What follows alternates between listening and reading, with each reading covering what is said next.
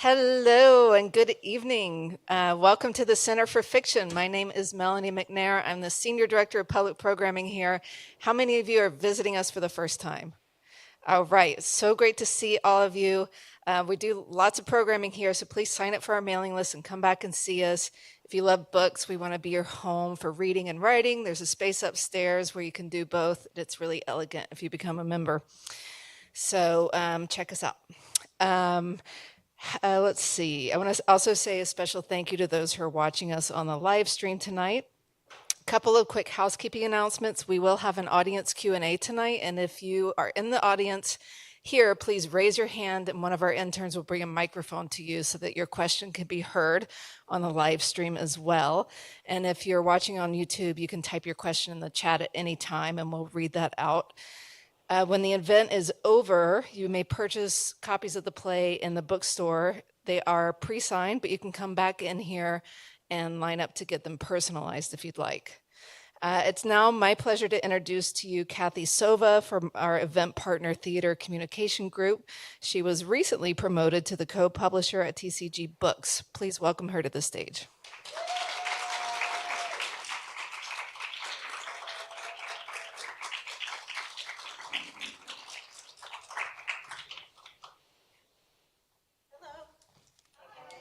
Hope everybody's doing all right.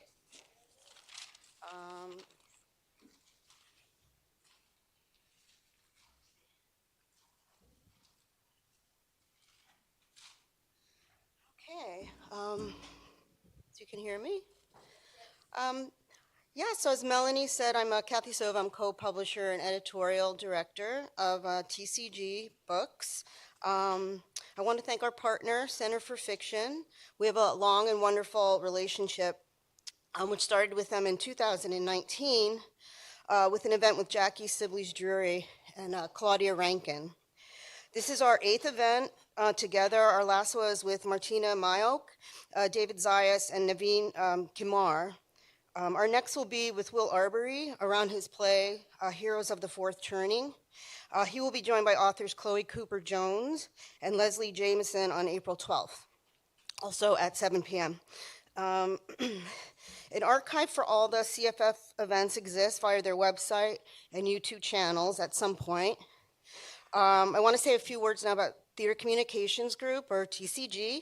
We're the national organization for theater, leading for a just and thriving theater ecology. We do a lot of great things for the field, serving 700 member theaters, 7,000 individual members, reaching more than 1 million students, audience members, and theater professionals every year through our conferences, advocacy in DC. We offer grants and have a strong global presence as the U.S. Center of the International Theater Institute. We also publish Art Search, the leading arts jobs bulletin, which we have made free since the pandemic, and American Theater Magazine, also free since COVID. And then there's TCG Books. We are North America's largest trade book publisher of dramatic literature, and we've published 19 Pulitzer Prize-winning plays, from Angels in America to the recent Fat Ham, which is forthcoming from us. We commit to writers, not a singular, say, hot play. So when we form a relationship with a playwright, we hope to publish them for the life of their career, and we keep all our books in print. Because of this one-of-a-kind structure and longstanding relationship to playwrights, we've had the pleasure of publishing some writers like Tony Kushner, Susan Laurie Parks, Lynn Nottage, Paula Vogel, and David Henry Hwang for nearly 30 years, and in some cases longer than that. We continually add new authors to the list: Brandon Jacobs Jenkins, Annie Baker, Kiara Allegra Hudis, Jeremy O'Harris, Lauren Yee, Will Arbery, and Michael R. Jackson are examples of this ever-expanding list of incredibly talented playwrights that we are really, truly grateful to be working with. It's an honor that they trust us with their work. So this brings me to our guests tonight, Taylor Mack and Laura Collins Hughes. Taylor is truly one of the most magical artists I have ever seen. Whether it is Taylor's 24-decade history of popular music, Judy's taking on Taylor's choice of pronoun here, Holiday Sauce, or the recent The Hang, I always leave these performances feeling as though life is better than when I walked into the theater. The Lily's Revenge, a 36 cast member, 5-hour epic with 3 intermissions, took over the entire Here Arts Center building. A story about a flower who wishes to be a man still lifts my heart nearly 15 years later. It is a very rare artist who can consistently do this. Taylor's truly a Renaissance person and genius. In fact, Judy is a MacArthur Fellow and Pulitzer Prize finalist, among many other prestigious awards. A great writer, no 2 plays are alike. From Here, The Hang, The Lily's Revenge, The Fray, and Gary, a sequel to Titus Andronicus, which will center tonight's evening. Gary received 7 Tony nominations, including 1 for Best Play. Some reviews of the play, one the New York Times said, fabulous and bedraggled, a defiant and beautiful mess. Welcome to the world of Gary, where carnage and camp coexist. Rolling Stone said, a weird, sexy, uncomfortable romp through Titus's bloody banquet room. It's the reason live theater persists to imagine and confront the realities of life and death that we typically avoid at all costs. And the New Yorker said Taylor Mac has the smarts to take on the big themes and find credible and incredible arguments in each. Mac's ability to elevate doggerel to verse is no small thing. It is the work of a real writer expressing depths in popular form. We are honored that Taylor has trusted us with Gary and will work with us on the upcoming The Hang. Laura Collins-Hughes is a wonderful freelance arts journalist who regularly covers theater for the New York Times. She's also been a staff writer at the Boston Globe, the New York Sun, and the New Haven Register, and the Cape Codder. Just before I welcome them on stage any second, I just want to thank Mellon Foundation for generously supporting TCG Books and the New York City Department of Cultural Affairs for supporting our live events. I want to thank our fantastic executive director, Teresa Eyring, and our, clap, and I have to mention our retiring publisher of 40 years, Terry Nemeth. It's on his shoulders that this whole book publishing model rests.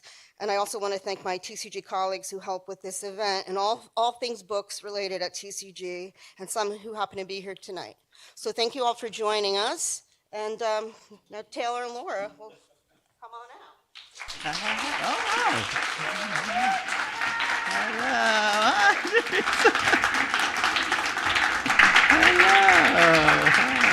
I love those. Hi. Hi. Can we start with something really basic? Yeah. Okay. Because probably not everyone saw Gary or read it, which you should read it because it's a really great read. Tell us the plot. And also the particular aesthetic of this play. Oh. Well, the plot is, it's kind of about a clown that wishes to be a fool, and maybe you decide becomes a fool. It's about the aftermath of a coup. That in Titus Andronicus, there's this military coup that Titus creates, and lots of people die as a result. And so the idea of this play was that who has to clean up the mess? So I wanted to write a play about the people that have to dispose of the bodies and clean up the banquet room and try to make sense of the world that is falling apart all around them.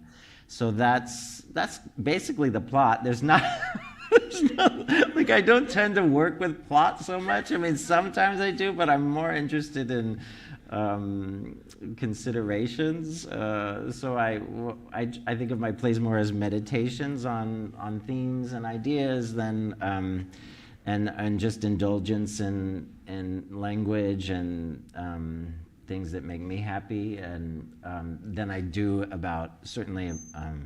I would not call myself the kind of a plot-driven playwright, but yeah, I basically created a circumstance, and then I put the characters in the room and see what happens, But it's about a clown that really wants to be a fool. Right, and it's a coup play from way before January 6th.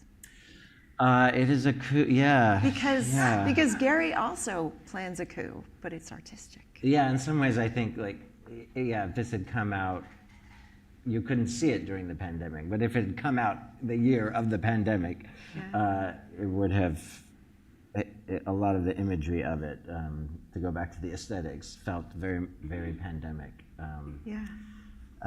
It's a play that was written because of the Trump administration, and so it's really a response to the state of the world during that time.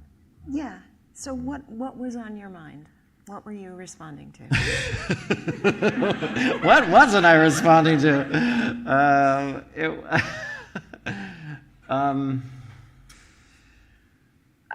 A big part of what I was responding to was that it feels like we're in this revenge tragedy. I still feels like we're in a revenge tragedy, and I was trying to figure out how to find a way out of it. I think of theater a little bit as grassroots activism, in the sense that it's us in a room and we're figuring out what to do with the world together. And so it's more about saying to the people that are coming to the show, like, what are we going to do, with our lives in this circumstance? So for me, Trump was a revenge tragedy, and this intense aggression from the current GOP. I say current, but it's been my entire lifetime, feels like a revenge tragedy to me. And it feels like an escalation of sensationalism and always trying to one up. Everything's always trying to one up. So that's really what I was interested in writing about. There's also another part of the story, which is that there's this very capable woman in this play named Janice. And of course, she's not in charge. So it was right when the election was happening, and there was a very capable woman with Hillary Clinton, and she wasn't going to be in charge. But meanwhile, this clown comes into the space, and he's like, "Okay, I'm in charge now." And so it's all those kind of ideas were threading through the entire thing. But it is also about this history of violence and barbarity through human history. Yeah. And about breaking that. Like, what does history mean to you in your art? I say this in 24 Decade, that the show wasn't about history. I'm not a historian, and I don't want to be a historian, but I acknowledge that we all have a lot of history on our backs, and we're trying to figure out what to do with it.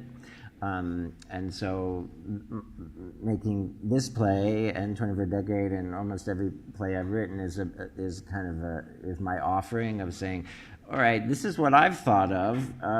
Is any of this useful?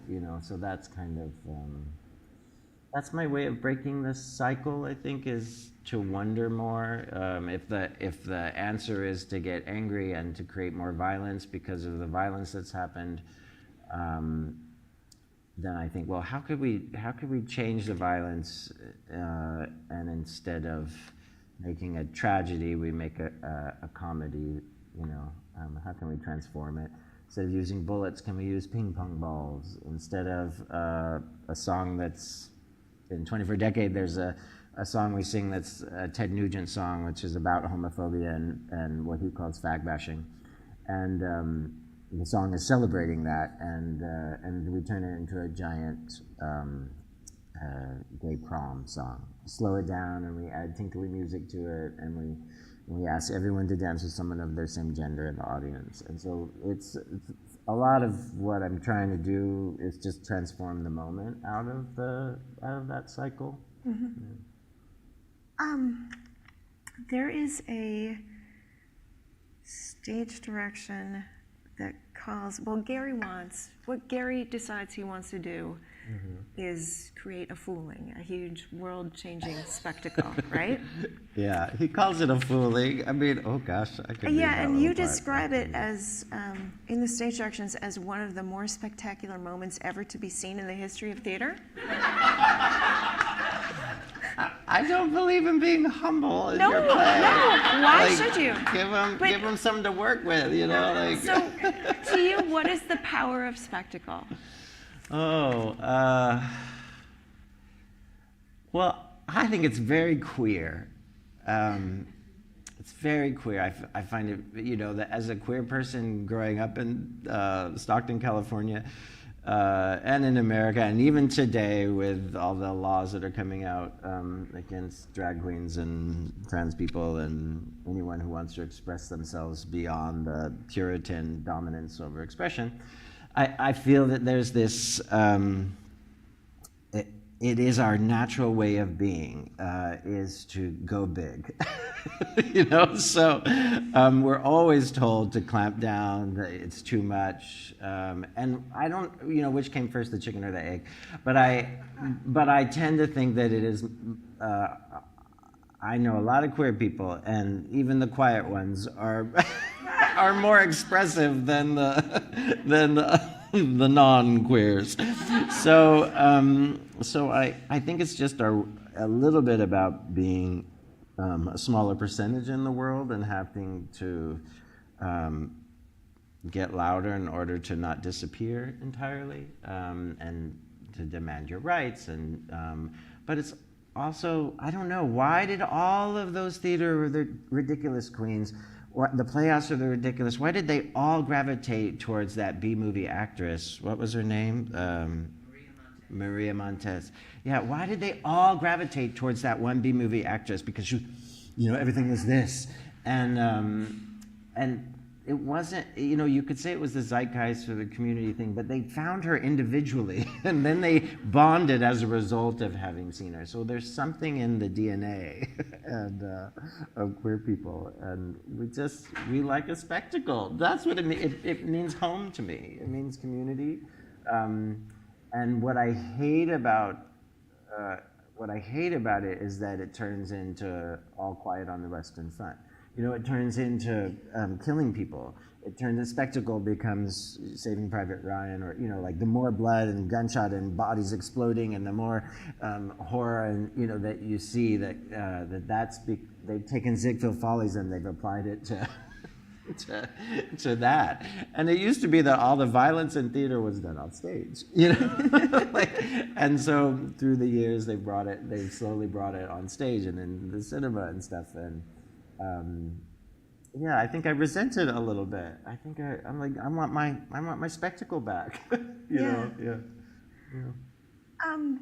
This play requires at least 1,000 corpses on stage, and a minimum of 300 that are three-dimensional, right? I mean, Yeah, I think so. Yeah. Yeah. Yeah. Is that because? At least. Is That's that why it's because had 2 productions since Broadway. But is that because that number? Uh-huh. Because we're so desensitized to violence that's the only thing that would. I mean, if you make an look through impact? all the photos of my work, I like a big, full stage. You know, it's not that I won't necessarily. I actually am fantasizing about minimalism for a future piece, but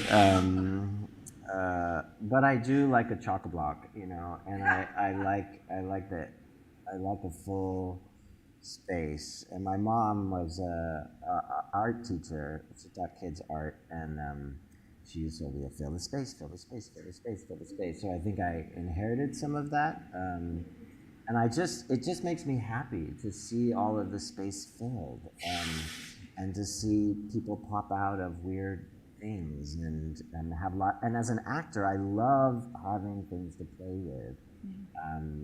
My least favorite kind of show to act in is where you have to mime the object, you know.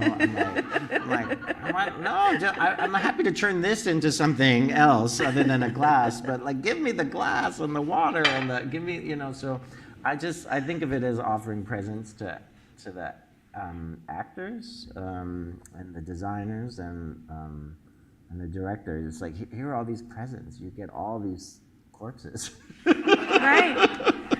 And they can all have different, if you get the right designers, they'll dig in, and they'll, every single one will be different and have surprises in them, and that's the fantasy for me.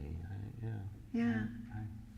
I think the theater is surprise, so I want lots of things to surprise the audience. That doesn't mean you can't surprise them with minimalism, but it's not often.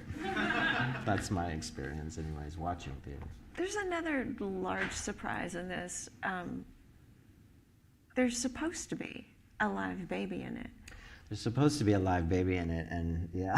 So, which has been more off-putting to potential producers, the 1,000 Corpses or the Well, one as I live said, baby? there's only been 3 productions. I haven't seen one of them, and Which was the other one? Because there was one in I Wellfleet can't last remember. summer. I think it's like Arizona or somewhere like that. But I didn't see that one, and the one in Wellfleet didn't have a live baby. Right, yeah. And the But it Broadway had a lot version of didn't corpses. have I a saw live that one baby. too. Yeah. Yeah, we had a live baby one day on Broadway in a preview, but they didn't rehearse with the baby. I don't, people do what they do, but I didn't understand. I was like, why wouldn't you be rehearsing with the baby from day one so you get comfortable with the baby and so you can learn how to improv around whatever the baby does? And ironically, there was another play in the Broadway season that year that had a baby in it, and I watched that play, and everything was fine. It was all easy. They brought a baby down like 3 stories of stairs and without a railing, and she just walked down with the baby. And I was like, why can they have a baby but we can't have a baby?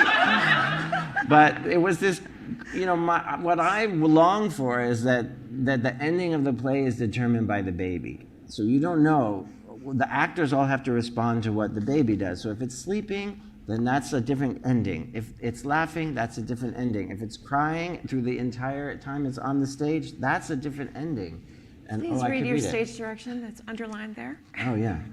Be brave enough to let the play be changed. It may be unsentimental, sweet, upsetting, annoying, funny, or all of those things at once. A little improv is okay, but the rule of thumb is to change the action of the dialogue depending on what happens with the baby, rather than to change the dialogue itself. It's written in a way that will give you options. So, so we had a baby one time. They didn't practice with it. The baby cried the minute it went into Nathan's arms. And and then it just, I thought it was brilliant. I was like, that's performance art! It was the tension, you could smell everyone's pits in the audience. The tension was so fascinating, and I thought, yes, it's alive, it's happening. It's exactly what I wanted. And then it was too much for Nathan. Because he wasn't given a process. So I think he would have been fine with a month of rehearsal. Month of babies. But you don't throw a baby at someone on Broadway in one performance, Yeah. So it was a little wrong. It was a sabotage choice, I think. They didn't want the baby, so they made it impossible to actually rehearse with the baby and include the baby. Yeah. So, you and Don't tell anyone I said that. I'm really trying to keep my bitter level down, but I was just back there drinking a glass of wine, and I was like, let me tell you all the dish. okay, and this question is not based on that dish. Yeah. It was written down before that. You and Broadway, good match. I think Odd so. couple? I mean, Is it somewhere that you want to work again? I am working there again. And I'm doing a piece with Jason Robert Brown of Midnight in the Garden of Good and Evil. So we're writing that musical. So that's Broadway bound. Whether it will get there or not is a different story. But it's with the intention. And that's the first time I've ever written something that someone approached me to write in a commercial arena. So Gary wasn't intended to be a commercial play, but I think I write big work with big ideas, and sometimes, and they're always squished into the basement bar or the off-Broadway theater, and they don't have enough room to breathe often. Even here at Playwrights Horizons was in the small theater, you know. And so when I saw it at Steppenwolf on the big stage, I was like, oh, the ideas, you're not oppressed by the set, you know, and all the stuff that's on the set. Like, you can breathe and you can hear the play a little bit. I love the Playwrights production, but I noticed that difference with the Steppenwolf one. Just literally, it was just about the design and the space between the audience and the set. You had some distance to take in the bigness of everything. So I think that works better for me to be in the big house, even though it actually works against the pocketbook. You wouldn't think it would, but it does. It's like you make way less money on Broadway than I did at Playwrights Horizons. And it ran longer on Broadway, so there you go. But I like the big house, and we're premiering, Stephen is in it, we're premiering our new show that Matt Ray and I have written called Bark of Millions at the Sydney Opera House, so that's in October. Whoa. Yeah. So, yeah, come. It's coming to New York too. To a theater very close to this place. So, yeah. Cool. But so that's I like the big house.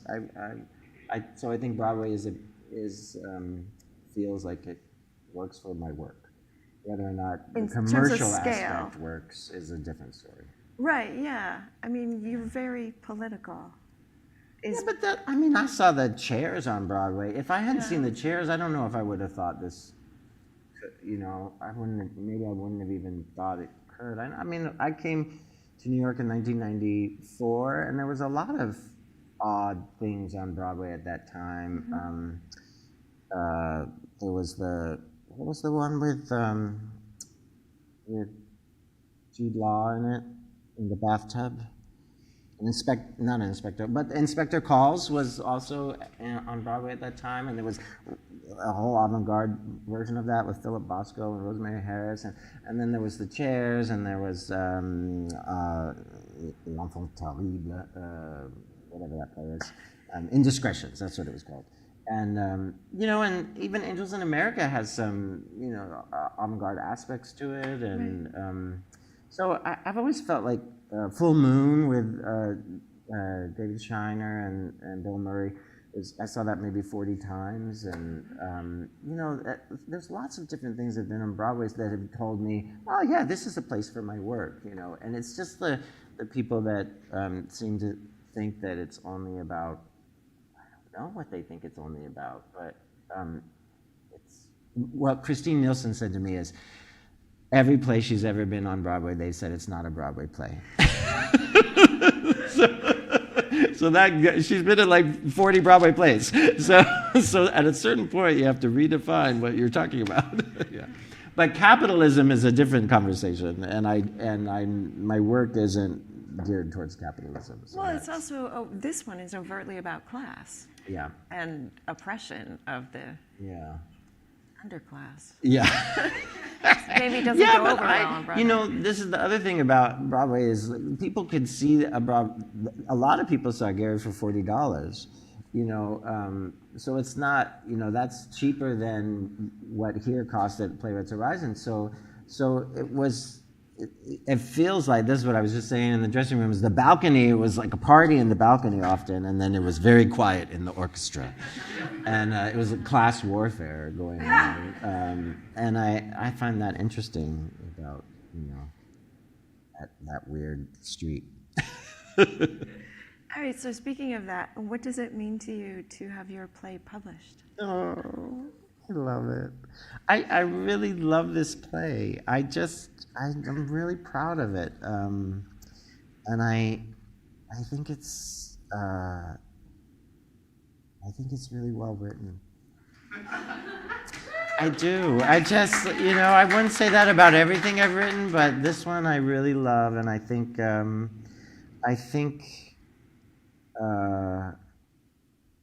you know, it's all so much about the details, and when you dig into the detail, you can dig into the details when you read in a way that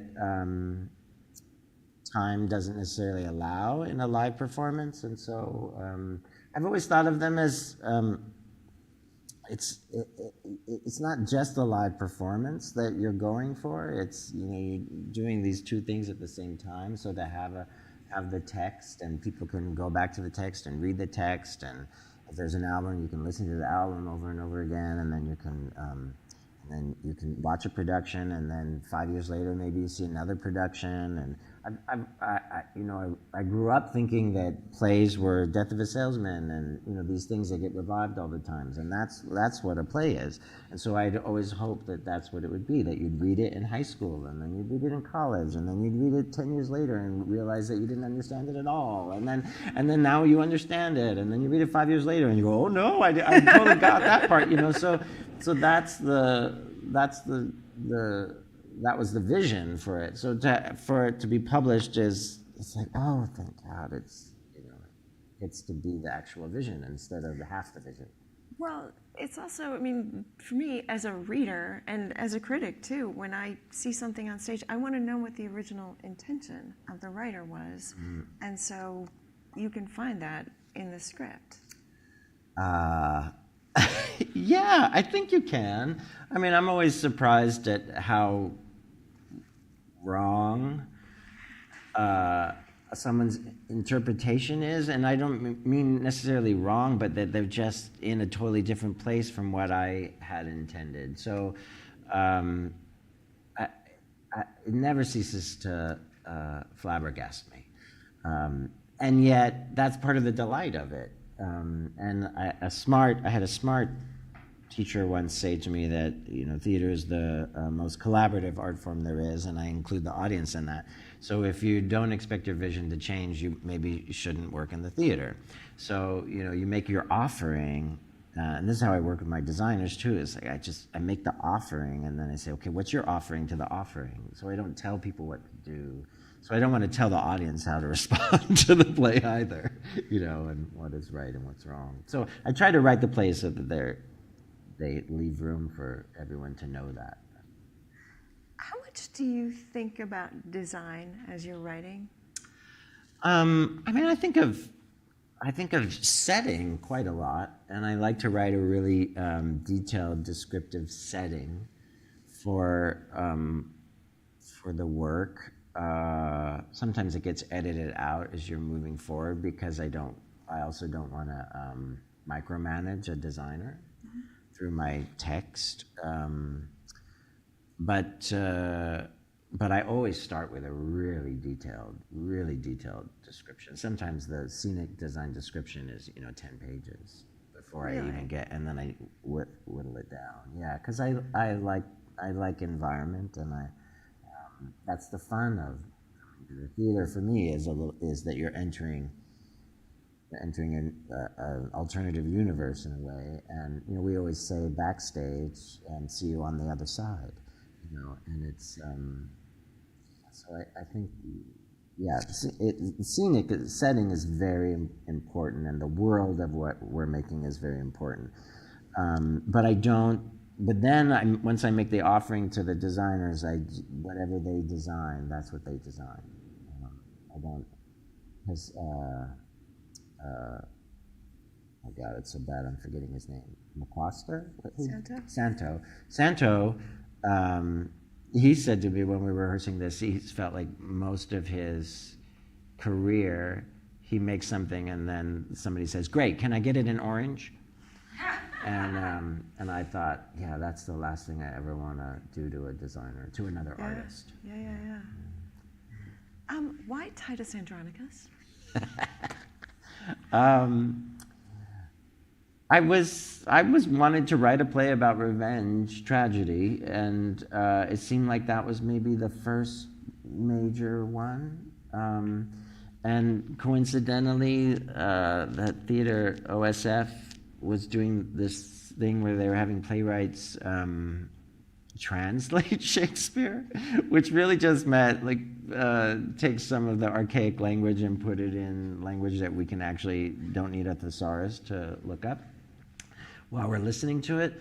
And so they asked me to pick a play, and I they had a couple that they offered, and because I was thinking about writing a thing on revenge tragedy, I thought, well, let me read Titus Andronicus again, and I just kind of fell in love with this character that has, I think, 7 lines in the original, which is the clown, and I had no interest in Titus Andronicus, actually, after I read it, but I really fell in love with the clown that had 7 lines, and that weird circumstance where there's this clown that is seen basically on the street by Titus Andronicus, and he's told to deliver these letters to the emperor, and Titus Andronicus puts a knife in the envelope, so it's basically a death threat. And so he uses this little clown to go deliver this letter, and then the clown is sent off to be hung. And so it's just a very minor little part, and it's supposed to be a little comic relief, but I just, when I finished reading Titus Andronicus, I thought, but what about the clown? What happened to the clown? Like that. It's maybe ego, because I'm a clown. So I wanted to know what happened to the clown. But yeah, it just made me think about him, and then there's this midwife that gets killed that you don't see in the play, or I can't remember. Does she have 1 or 2 lines? Anyway, she's not the main one, but she's another one that is killed. And then there's also like maids that they don't ever say anything. So I just thought, well, what would happen if I wrote this play about these people that are supposed to not matter in the world, but actually have to do the work of the cleanup? Because that's what it felt. Also, in this day and age, they're making this giant mess for us, and after the Gulf War, it's like they made this big mess, and then we have to clean it up, and then they voted in Trump, and then we have to clean it up, and then and it's just this. It feels like a cycle of liberals, progressives, whatever you want to call us, always having to clean up the mess that is made, and so that was interesting. So beyond it being like a nod to Shakespeare to write a lot of the play in verse, and some of it rhyming. Yeah. What did that do for the play? Well, I think Gary is aspirational, so it was something we talked about, Morgan Janess and I, my dramaturg, we talked about this a bit, which was, that in Shakespeare, it's always the commoner that speaks in prose, and the royalty or the bigwigs always are the ones that speak in verse. The upper class speaks in verse, and the clowns always speak in prose. It's not always the case, but for the most part. And so I thought, what if I flipped it? What if it's this clown that wants to? He's aspirational, so he's trying to become a fool, but he's discovering something about himself. He's discovering he has ingenuity, and so he's going, I could speak in verse, and then he starts, he's rhyming. He's like, oh, I can rhyme, and and so it's and Janice has a similar arc in a way that at the end of the play she starts speaking in verse and decides to try the rhyming couplets, and it's just about expanding some notion of who you are, and I just like it. I like writing in verse. Yeah. I enjoy it. It's fun. So, is Gary a hopeful play? It depends on your interpretation. This is why I'm asking you. Yeah. Yeah, it's hopeful to me, but that doesn't mean it has to be to you. But I find it hopeful because I find it hopeful when people hang out and wonder about the world instead of react to the world. And so that's what I feel like it is. It's these 3 characters in an extreme situation, but debating about the world, wondering about the world, experimenting with the world, trying to figure out their way out of the circumstance. So I find hope in that. Yeah. Okay, so are you one of the people who's hoping to inspire people to action? I mean, that's what he wants to do with his fooling. I mean, I don't. It depends on what you mean by action. Like, I think Gary is a little naive, and I mean, not a little, very naive. Gary's very naive until the end. Even in the end, he's still naive. But that's what's, to me, is charming about him. Yeah, he definitely wants that. He wants to inspire the world to action, and I think Janice is more grounded in the sense that she probably knows it's not going to work, but it doesn't matter. It's the point for her at the end of the play is to commit to trying, instead of spending her life not trying. And so that, I think that's that describes me in a nutshell, the two of those squished together, like, yeah, naive, wanting it and to inspire the world to be better, and whatever that means, and also knowing that it's not going to happen, but Okay, yeah. but in some sense, can art, save the world? Can spectacle, wonder? I mean, it saved me. It saved my life. And I think it has for. I don't. People say this to me on the road, and I never really believe it. Every so often, I get an email, a letter from somebody saying that they haven't killed themselves because they came to the work, or and I never know if it's true. And I'm a little cynical about it. I think what they're really longing for is a connection, and I think that they felt despair, and then they don't feel despair for a while. And I think that's, if I can do that for people, I think that's pretty great. I know that it's made my life much better to be someone who is trying as opposed to a nihilist. Yeah. Yeah. Do you feel like the country / the world is in a better place than when you wrote this? Those 4 years were horrible.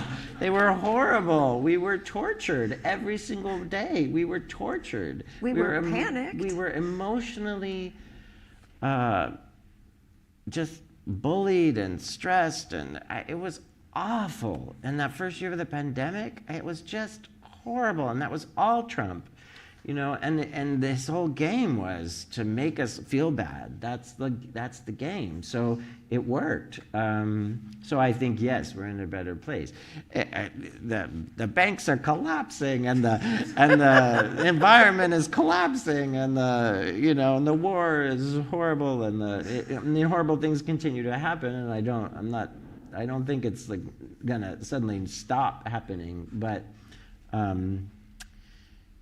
I do think we're better than we were a couple years ago, so I don't know. I think there's probably more neo-Nazis in the world than there were 2 years ago, but they're not the president anymore, at least right now. So.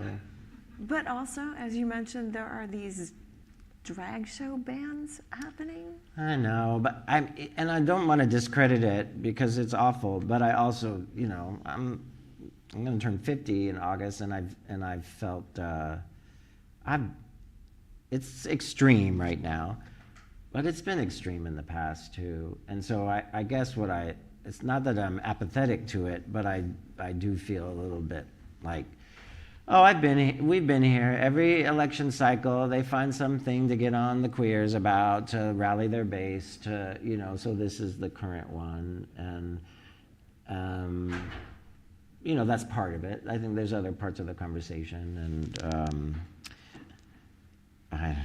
And it sounds like what I'm saying is, don't worry about it. It'll be over at some point. And no, we have to be active and defend ourselves and figure out a way out of this current situation. all I want to do is try to find some rich person to let us go to all of the places where they're making these laws and perform outside in drag. Like that's my fantasy, is to find a rich person to send our show to Mississippi, and so and only perform once, because then it's not a felony. So you go in, you do the big show, and then you leave and you go to the next place. I feel like that's my way of dealing with it, is just keep making work. I don't know. It's kind of interesting that we're at this place where we used to make fun of artists and be like, oh, all right, oh, you're an activist, you're an artist. And now it's like, no, you could just do a drag show and it's activism. And it always was, but now it really is. So I don't know, I was kind of down on drag, and I was a little bored with it. I was like, oh, it's all capitalism. And now I'm like, well, I want to be a drag queen again, So,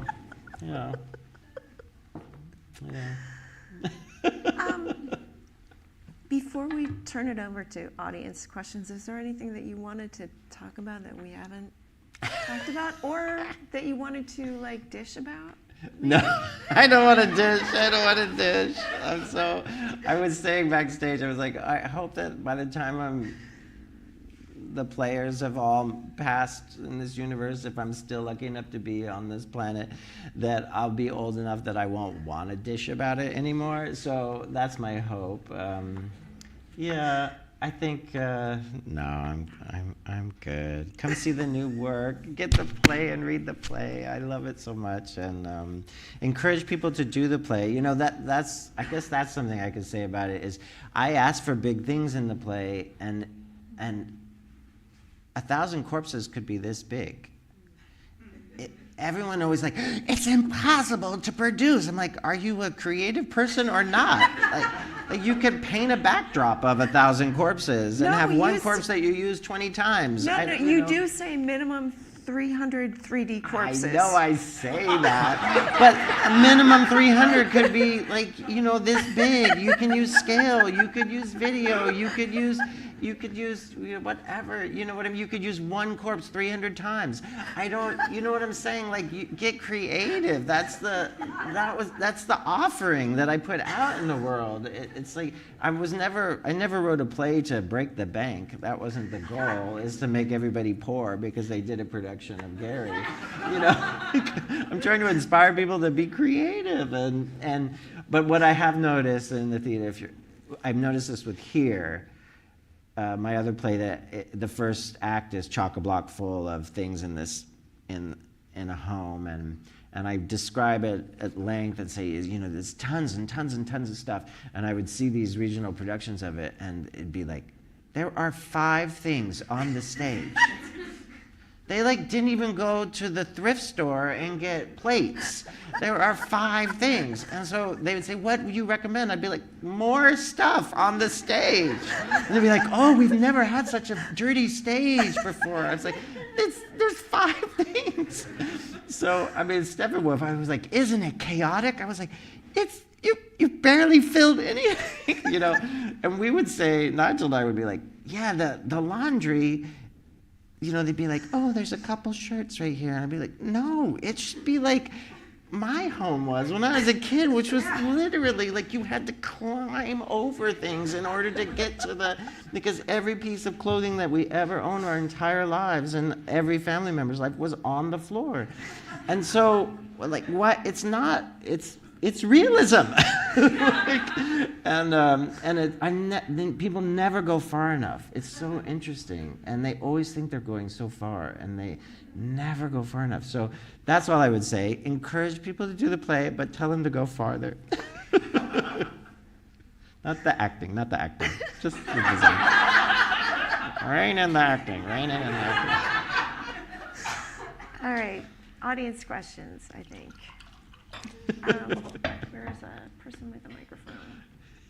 Yeah. Right there. Oh, whoa, it's a microphone. My God, what was a moment in your career where you felt like you really had figured out what your voice was? Oh, well, I was really happy to hear Kathy say I never write the same play twice, because I heard John Guar say that one time, and I thought, that's the kind of playwright I want to be. And I've really tried. You know, you can hear my voice in all of my plays, and I got a new play that's coming to the Huntington. It's my new play's premiere opening this in May at the Huntington in Boston. But you know, you can, even that one's realism, and it's not even pretend realism like here. It's like realism, but you can still hear my voice in it. But I feel like it's a completely different play than anything I've ever written, and I like that. So that's my long way of saying, I don't know. I'm still finding my voice. I think I'm still finding it, but I think at a certain point I had a body of work that I could point to and say, oh, I like what I did there, you know. So I don't know, it's probably decades is the answer to that. Yeah. I'm pretty loud. I'm a performer. Yay! Back there. Oh, fair enough. They might be going online, yeah. Oh, sorry. So sorry for such a banal question, but I was curious about the process of how you became a playwright. And sorry, just if I could ask a part two of that is, do you think that people who are aspiring playwrights, they should go back to school for theater, or do you meet a lot of playwrights that have just, you know, were writers and transitioned into playwriting? I mean, I didn't go to a school. I went to acting school, so I think the most important thing to learn as a playwright is what dramatic action is, and so you can learn that from an acting class, and you can learn that from a playwriting class, and you could learn that from probably reading a book about dramatic action and experimenting. You know, so I think there's a little bit of a. I didn't go to school, so I can't talk bad about the programs. I think probably the thing that I wish that I'd had is more of a community of people bouncing off of each other and wondering, but so it took me a while to find that. And that's an answer to your question, was when I found my community, that's more when I found my voice. And so that took some time. And I think for a lot of my playwriting peers, they got that in their early 20s. And so I think things have been faster for them in the playwriting world as a result of going to the grad programs. You know, like everyone that's 10 years younger than me got all the things I got 10 years before me. So I think it does take longer if you don't go to the grad programs, but that's a business thing in terms of learning. I'd say just do, and the ones that are constantly making are the ones that get better, and yeah, that's my thought. Yay, not you. Thank you. I know you touched on this briefly, but I'm just wondering if you have any advice for trans theater makers and performance artists, especially in a time where it feels like the government is trying to eradicate us. Yeah, you know, like, I mean, I grew up during the AIDS epidemic. It was like the government was trying to eradicate us. So I think there's a big part of the government that is in major celebration of us right now. So I'd like to just frame that a little bit, because it's sometimes we're like, the government, and then we sound like the GOP, right? So, but I think there's way more support now for trans theater makers than there has ever been, which doesn't mean there can't be more or shouldn't be more, but definitely way more. I can't say that it's. I don't know. It depends on what your fantasies are. Depends on what the. For me, the content dictates the form. So if the content is like, I got to be on Broadway with this content, then I got to be in the big house with this content in order for it to fully be alive. Then that's then that requires certain kind of strategy.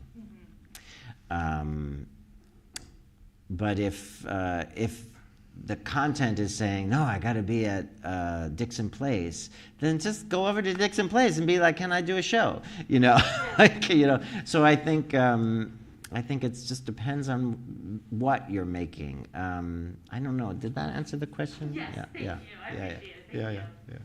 We have time for one more question in the audience, and then we'll read a Zoom question. Oh, sure. Yeah. Could you talk a little bit about camp in this play and how it relates to the carnage? You know, you talked about kind of carnage in Saving Private Ryan, like war movies versus the carnage in this, and how that relates to camp. Yeah, I don't really think of it as camp. I mean, I think that was like that was alliteration. Whoever the critic said, they were just like using alliteration, and and then it reduces the work. Camp and carnage, ha ha. But I think of it. It's a little bit in line with. I think of it like Molière. I don't know. I think of it not even as campy as Aristophanes. It was one of the issues on Broadway was that they marketed it as if it was this kind of like, and it's not. So, but it is ridiculous. There's a lot of ridiculous humor in it. So, and there's a couple moments of camp in it. But what was your question? Just how does camp relate to your work then? I mean, I like to entertain people. I like them to, I'm entertained. I like people to laugh. It's more like makes life more fun. And I like to laugh. And but I guess what my favorite kind of humor is something that feels a little outrageous, but at the same time it has some grounded quality to it. So it has some, and what I really mean by that is that you're juggling things all the time, so it's not homogeneous. So it's not like, oh, this is one thing, but instead, like at one moment it's this, and then it's a little darker. Oh no, but it's light. Oh no, but it's confusing. Oh no, but so that you're constantly shifting it. So that's how I kind of think of theater as the job is to surprise the audience, and so I try to stitch some kind of surprise every 10 seconds into the play, even if it's a combination of two words that you might not hear side by side. It could be something that small, or it could be something as big as 300 corpses on a stage. So that's what I'm always working at, and so the humor is part of that. There's a real agenda for me to be part of the ridiculous theater lineage because so many were lost from AIDS, and so the momentum of that got squashed, and so I feel a little bit of guilt when I say that that's not really what I do, but at the same time it's not what I do, but it's not. When I watch the old productions of those on the video. I see some of what I'm doing in it, but I don't feel akin to it in the way that I think people want to identify the work as. So, I love it. I love camp, but I don't. I'm not totally drawn to it as a maker. All right, one more question. Taylor, do you have a sense of what your lineage is with respect to performers or performing traditions? We were just talking about it. A sense of my lineage. I guess I think of a little bit like Harry Condolian, and if you want to go all the way back to Euripides, that queen that's like sitting somewhere in between the tragedy and the comedy, and blurring what that is. I guess that's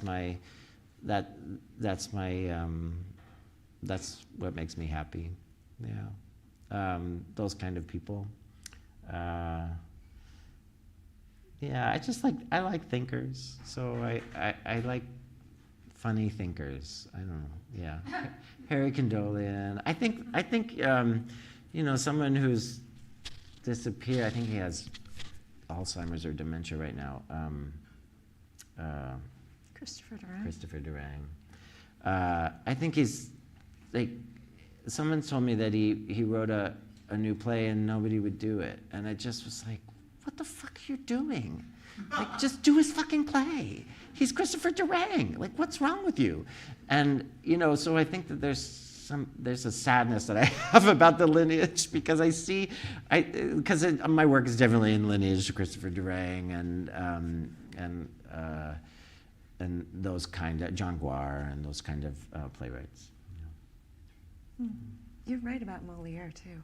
And Moliere, yeah. And Gary's part of 4 plays.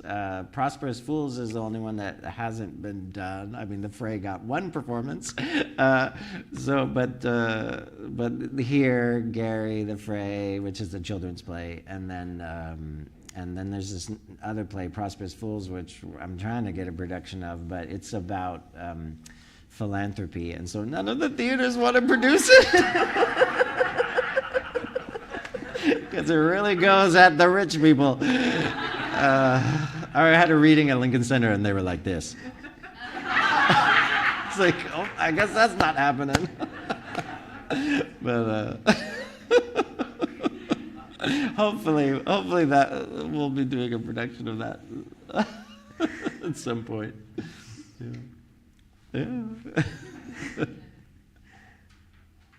So now what? I guess that's it. I think that was the last question, unless you want to go over time. Thank you. Thank you for being here.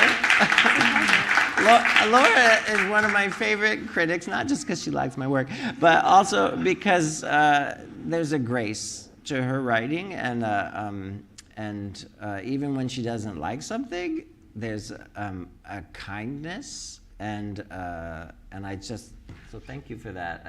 I don't, I Now mean, you're gonna make me cry. yeah, there's like a love for the theater and a love for people, and so I've never, even when you don't like something, I've never felt like you tear them down, and so I just really appreciate it, and it never feels like you have an agenda to stop somebody from working. Oh God, no.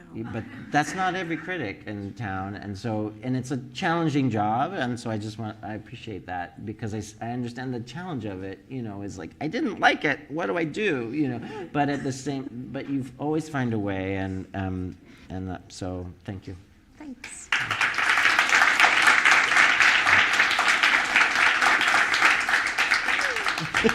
Okay. All right. They have copies of the play at the bookstore, and you can come right back in here and line up right here to get it personalized if you'd like, and to say hi to Taylor. Thanks for coming.